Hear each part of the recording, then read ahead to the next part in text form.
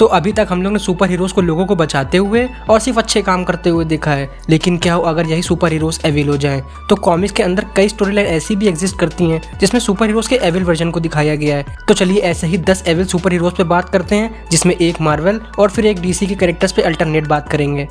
Number 10, evil Deadpool. तो Deadpool ही कितना सनकी कैरेक्टर ये हम सभी जानते हैं, तो सोचिए उसका एविल वर्जन कितना ही खतरनाक होगा। तो डेडपूल का कोई बॉडी पार्ट कट के उससे अलग हो जाता है तो वो अपनी हीलिंग एबिलिटी से उसे रीजनरेट कर लेता है। लेकिन आपने कभी क्या ये सोचा है कि उसके कटे बॉडी पार्ट्स का क्या होता है? मार्वल कॉमिक्स की एक स्टोरी लाइन में हमें ये दिखाया जाता है कि डेडपूल के सारे बॉडी पार्ट्स एक दूसरे को ढूंढ लेते हैं और आपस में जुड़ जाते हैं, जिससे फॉर्मेशन होता है एविल डेडपूल का। Number 9, king Shazam. तो शेज़ैम के पास 6 गॉड की पावर है जो कि उसे बहुत पावरफुल कैरेक्टर बना देती हैं, और ऐसा कैरेक्टर एविल बन जाए तो क्या कुछ नहीं हो सकता। शेज़ैम का evil version Batman Superman comic 1 में दिखता है, जो कि इन्फेक्टेड होता है जोकर वेनम से।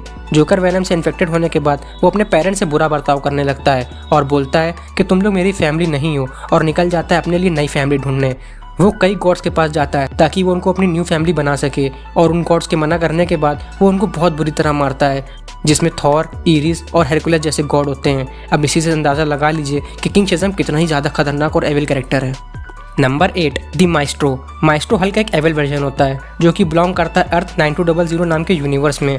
अर्थ 9200 के अंदर एक न्यूक्लियर वॉर हो जाती है, जिस वजह से अर्थ के ज़्यादातर सुपर हीरोज मारे जाते हैं, लेकिन हल्क अपनी हीलिंग फैक्टर की वजह से उसे भी सर्वाइव कर जाता है, और उस इवेंट के बाद हल्क एविल बन जाता है और रूल करता है उस अर्थ पे।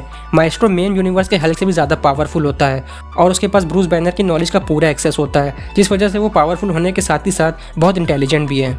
Number 7, Flashpoint Wonder Woman. DC की one of the best storyline Flashpoint में हमें बहुत कुछ शॉकिंग दिखा, और इन्हीं में से एक था वंडर वुमन का एविल वर्जन। फ्लैश पॉइंट की वंडर वुमन बहुत पावरफुल थी, और टाइमलाइन में छेड़छाड़ के कारण वंडर वुमन अच्छे और बुरे में फर्क नहीं कर पा रही थी, और अपने रास्ते में आने वाले हर एक इंसान को ठिकाने लगा दे रही थी।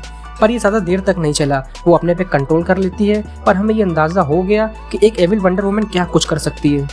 Number 6, the Maker. The Maker Earth 1610 का रीड रिचर्ड है, और ये मेन यूनिवर्स के रीड रिचर्ड से ज़्यादा यंग है, और ये इतना ज़्यादा एविल है कि ये कभी भी और किसी को भी धोखा दे सकता है। The maker secret war story line के दौरान अर्थ 161 के रीड रिचर्ड को भी धोखा दे देता है, और उसे अपने रास्ते से हटाने के लिए उसको एक मंकी में ट्रांसफर कर देता है। द मेकर के पास वो सभी पावर्स हैं जो मेन यूनिवर्स के मिस्टर फैंटास्टिक के पास हैं, बस फर्क इतना है कि द मेकर बहुत ज़्यादा एविल है। Number 5, parallax. Parallax green lantern का एक एविल वर्जन है। इस स्टोरी लाइन में हेल जॉर्डन पे स्पेक्टर और पैरालैक्स नाम की एक एंटिटी ने कंट्रोल कर लिया था।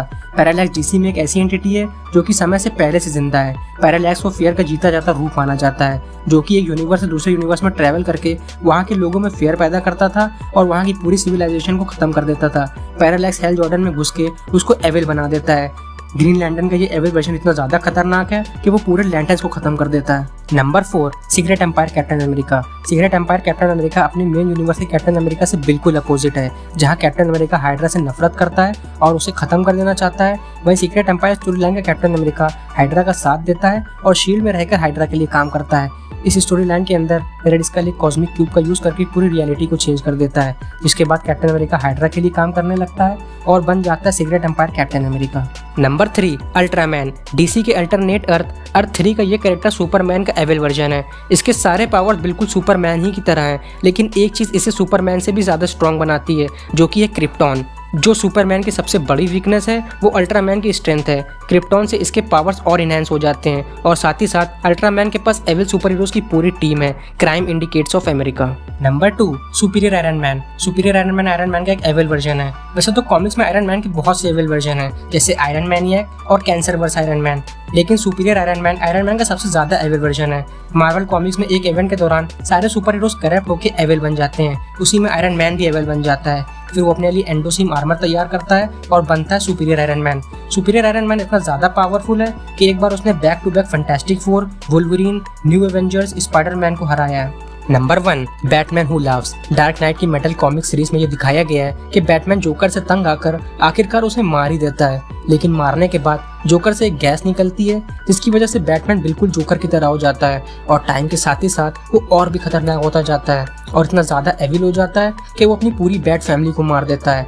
और फिर वो जस्टिस लीग पे हमला करके वो वहाँ सबको मार देता है, जिसमें सिर्फ सुपरमैन ही सर्वाइव कर पाता है। लेकिन बैटमैन ब्लैक क्रिप्टोनाइट का यूज करके उसको भी एविल बना देता है। तो ये थे डीसी और मार्वल के एविल सुपर हीरोज, और ये कैरेक्टर्स आगे चल के मूवीज में भी दिख सकते हैं, जहां हमें ऑलरेडी बहुत से हिंट्स मिल चुके हैं, जैसे जस्टिस लीग के एंड में एविल सुपरमैन का दिखना, सीक्रेट एम्पायर कैप्टन अमेरिका का एंड गेम में छोटा सा हिंट, और सुपीरियर आयरन मैन को लेकर इतने सारे रूमर्स। आई होप आगे चल के सुपर हीरोज के डार्क साइड को भी दिखाया जाए, और ऐसे ही वीडियोस के लिए subscribe to Super Hero counter.